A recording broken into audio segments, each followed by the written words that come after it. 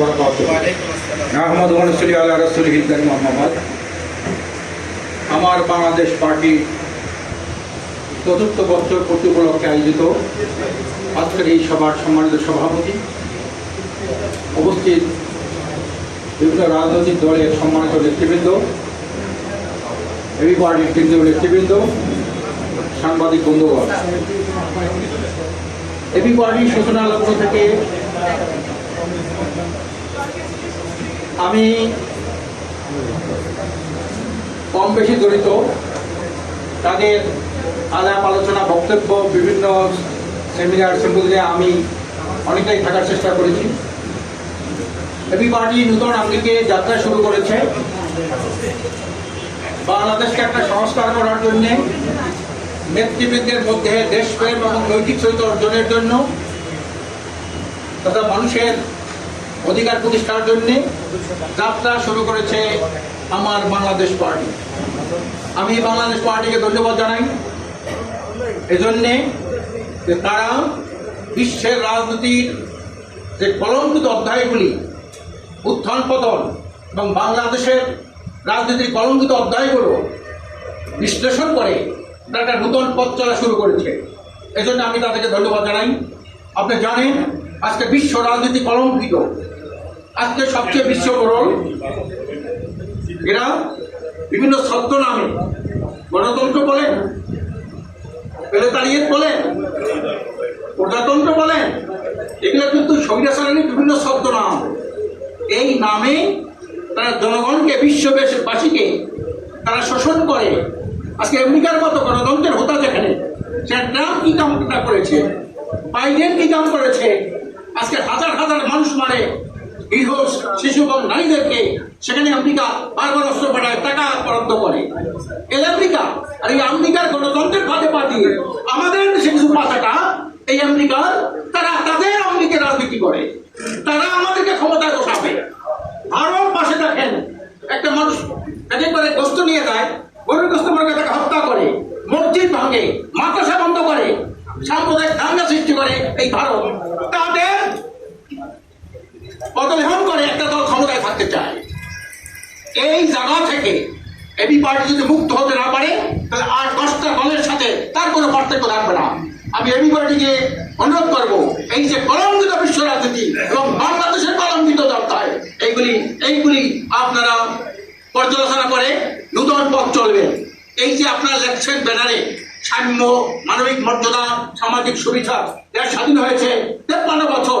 বলেন তো কখন সাম্য প্রতিষ্ঠা হয়েছিল, কখন মানবিক মর্যাদা সৃষ্টি হয়েছিল, কখন সামাজিক সুবিধা হয়েছিল, কখন মানুষ ভোটাধিকার পেয়েছিল? কিচ্ছুই তো না, কখনোই না। আর এদিকে খালি স্লোগান থাকবে আর আমরা রাজনীতির জন্য রাজনীতি করবো, এটা হতে পারে না। এই জন্য এই দেশের গণমানুষ 9 বছর 9 মাসে দেশ যুদ্ধ করে দেশ স্বাধীন করেছে। আর প্রায় 50 বছর লাগলো কি কয় একটা উন্নয়নশীল দেশে প্রাথমিক পর্যায়ে বসতে তাদের অবস্থা। আজ এই দেশের স্বাধীনতার পরে যারা ক্ষমতায় ছিল তাদেরকে চুলচেরা বিশ্লেষণ করেন, কেন দেশের এই অবস্থা, কেন আজকে বিশ্বের মধ্যে বাংলাদেশকে 5বার বিশ্ব কলঙ্কিত করতে হয়, 5বার বিশ্ব দুর্নীতি চ্যাম্পিয়ন কারা বানিয়েছে?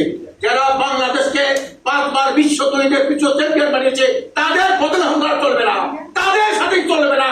এরা মানবতার শত্রু, এরা দেশের শত্রু, এরা জনগণের শত্রু।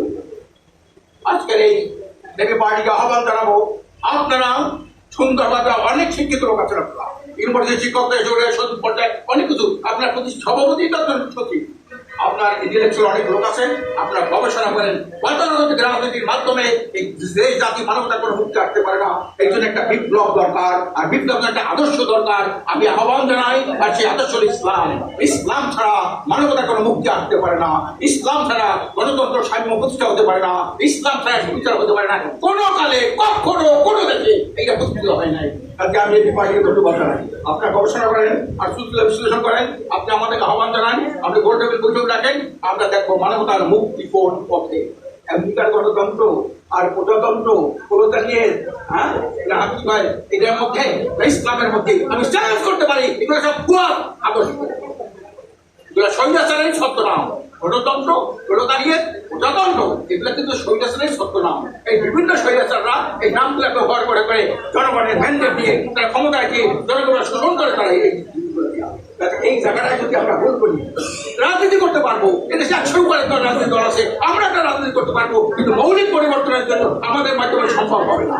এই জন্য মৌলিক পরিবর্তন লক্ষ্যে আমরা আসলে ঐক্যবদ্ধ হই, মানে একটা বিপ্লবের সূচনা করি, কোনো মানুষকে নিয়ে বিপ্লব করি। বিপ্লব তো হয়ে গেছে, 90% 95% মানুষ ভোটে বিরত থাকছে, কিন্তু তাদের নেতৃত্ব দেওয়া যায় না।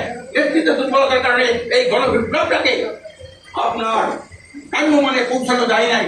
এই জন্য আসুন আপনারা দেখছেন নৈতিকতা সম্পন্ন আজকের নেতাদের কি অবস্থা।